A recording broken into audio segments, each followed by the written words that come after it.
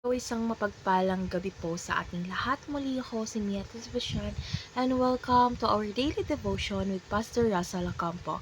And today, our devotion talks about the Spirit empowers the church, and our scripture is all about Acts chapter 1 verse 2. So, NI version.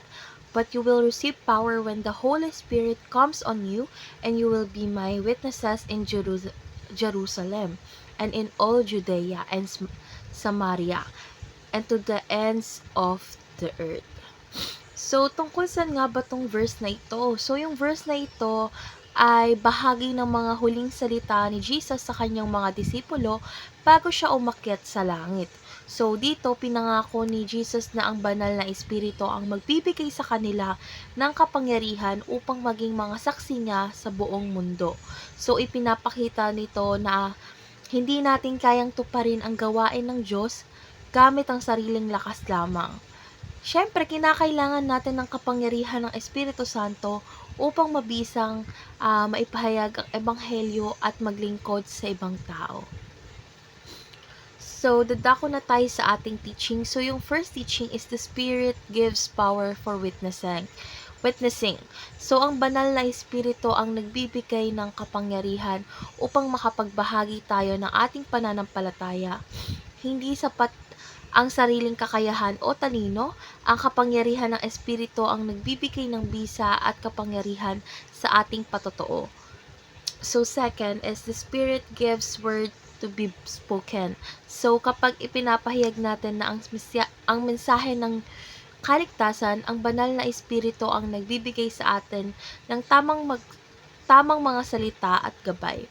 So, siya rin ang nagbibigay ng katalinuhan at kaalaman upang maipahayag ang tamang mensahe. So, last teaching is the Spirit gives gift for service. So, binibigyan or ibibigay ng Espiritu Santo ang iba't ibang kaloob ng espiritual upang magamit sa paglilingkod, sa simbahan at sa iba. So, ang mga kaloob na ito ay upang patatagin at itaguyod ang katawan ni Kristo at ipalaganap ang mabuting balita. So, dadako na tayo sa ating application. So, yung first application is embrace your identity as a witness. So, kilalanin ang iyong pagkakakilanlan bilang isang saksi ni Kristo. Tanggapin na ikaw ay tinawag na magpatotoo tungkol kay Jesus sa pamamagitan ng kapangyarihan ng Espiritu Santo. So, second is just open your mouth and let the Spirit speak. So, wag matakot magsalita ng patungkol sa iyong pananampalataya. Dapat nating ipagkatiwala ito sa Espiritu na ang iyong mga salita at hayaan siyang manguna sa bawat mensaheng ipapahayag mo.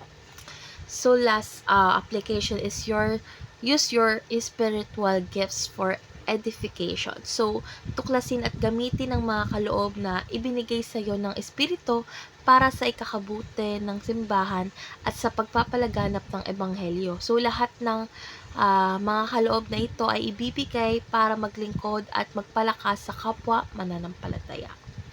So, dadako na tayo sa ating last part, and our last part is discussion. And our discussion tackles about how can we become the Spirit's mouthpiece today. So, para sa akin, upang maging bibig ng Espiritu ngayon or Spirit mouthpiece is kinakailangan natin ng patuloy na pakikipag-ugnayan at pagsunod sa Kanya. So, kinakailangan natin alamin ang Kanyang salita, manalangin na may pagpapakumbaba, at hayaang siyang gabayan ng ating mga salita at gawa. Kapag nagbahagi tayo ng ebanghelyo o naglingkod sa simbahan, dapat nating ituri ang ating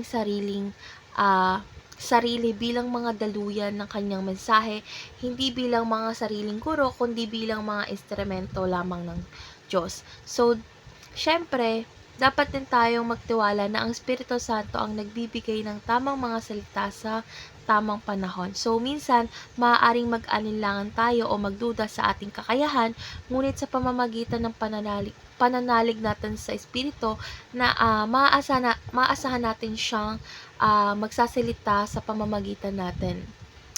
So, syempre, kailangan lamang nating maging handa, buksan ng ating bibig, at hayaan siyang ipahayag ang mensahe ng kaligtasan.